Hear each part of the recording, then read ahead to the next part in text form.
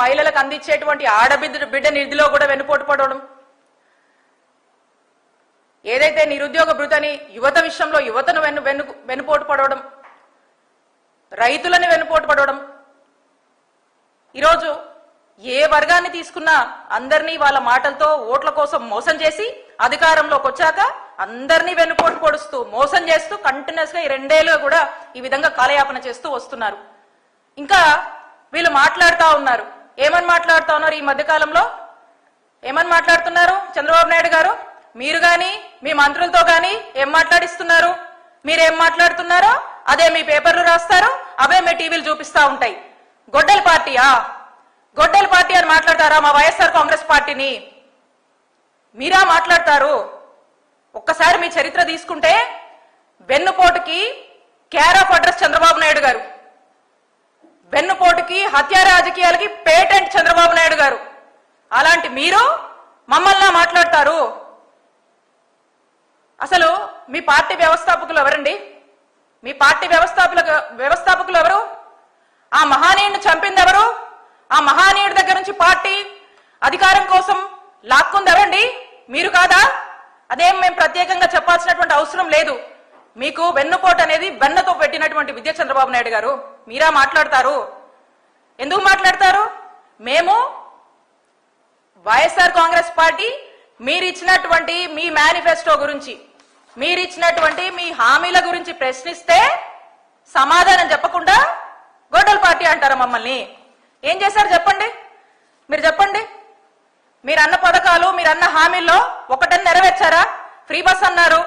Free bus గురించి మహిళలు ఎన్ని ఇబ్బందులు పట్టుకొని మహిళలు ఏ విధంగా మిమ్మల్ని తిడుతున్నారో చూస్తున్నారా మీరు? ఏ విధంగా మహిళలు ఇబ్బంది పడుతున్నారో? ఉచిత గ్యాస్ సిలిండర్లు అన్నారు, 3 గ్యాస్ కొరత నడుస్తుంది ఈ రాష్ట్రంలో. ఇప్పటి వరకు కూడా మీరు ఎన్ని సిలిండర్లు ఇచ్చారు? ఏది చెప్పండి, దాని మీద క్లారిటీ ఇవ్వండి. లేదా వైట్ పేపర్ రిలీజ్ చేయండి. ఈ రాష్ట్రంలో 17 మెడికల్ కాలేజెస్ ఉంటే బాగుంటుందని భావించి అడుగులేశారు జగన్మోహన్ రెడ్డి గారు. అవి వద్దు, వాటిని పూర్తిగా ఎత్తేయాలి అని దానికి రకరకాల పేర్లతో రకరకాలుగా ఆలోచిస్తూ అవి ఏవి కాకుండా పక్కన పడేశారు కదా. దానికి సమాధానం చెప్పండి, దాని మీద క్లారిటీ ఇవ్వండి. ఆరోగ్యశ్రీని ఎందుకు చంపేస్తున్నారు? మళ్ళీ ఏదో ఇన్సూరెన్స్ మోడల్ అని మీరంతా కూడా హైబ్రిడ్ మోడల్ అని మీ కమిషన్ల కోసం కకృతి పడుతున్నారు కదా, దాని గురించి సమాధానం చెప్పండి. రైతులకు అది చేస్తాం ఇది చేస్తాం అన్నారు కదా, మరి రైతులకు ఇప్పటివరకు కూడా ఏం న్యాయం జరగలేదు, వాటి గురించి సమాధానం చెప్పండి.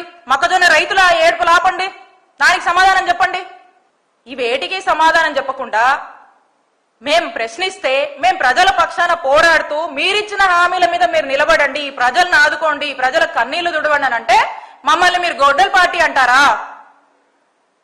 ఎందుకంటారండి మమ్మల్ని? వైఎస్ఆర్ కాంగ్రెస్ పార్టీ మా నాయకుడు జగన్మోహన్ రెడ్డి గారు 5 ఏళ్ల పాలనలో రాష్ట్రంలో ఉన్నటువంటి చదువు నోచుకోనటువంటి పిల్లలందరినీ కూడా తల్లులకు అమ్మఒడి ఇచ్చి ఎంకరేజ్ చేసి కార్పొరేట్ స్కూల్లో చదివితే ఏ విధంగా ఆ పిల్లలు షైన్ అవుతారో, పిల్లల భవిష్యత్ కోసం ఆలోచించి అమ్మఒడి లాంటి పథకాన్ని తీసుకొచ్చి పిల్లల్ని చదివించినందుకు అంటారా మమ్మల్ని?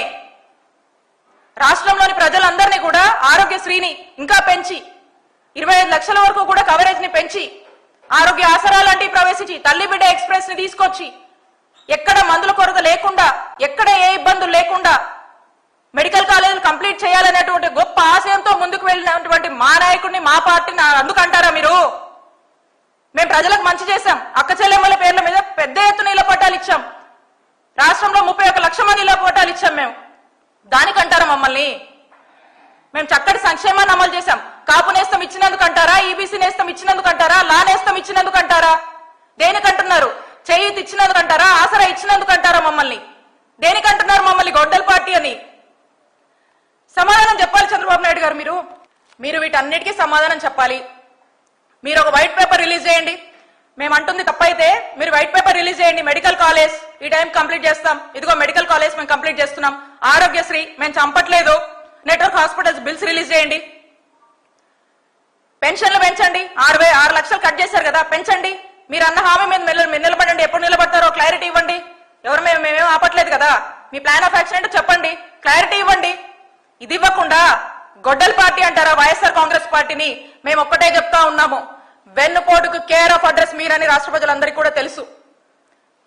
పదే మీరు మా వైఎస్ఆర్ కాంగ్రెస్ పార్టీని గొడ్డలి పార్టీ అని గనక మీరు మీ మంత్రులు ఇదే గనక మీరు అంటే మేము కూడా మిమ్మల్ని వెన్నుపోటు పార్టీ అని పిలవాల్సి వస్తుంది చంద్రబాబు నాయుడు గారు అని మిమ్మల్ని హెచ్చరిస్తున్నాం.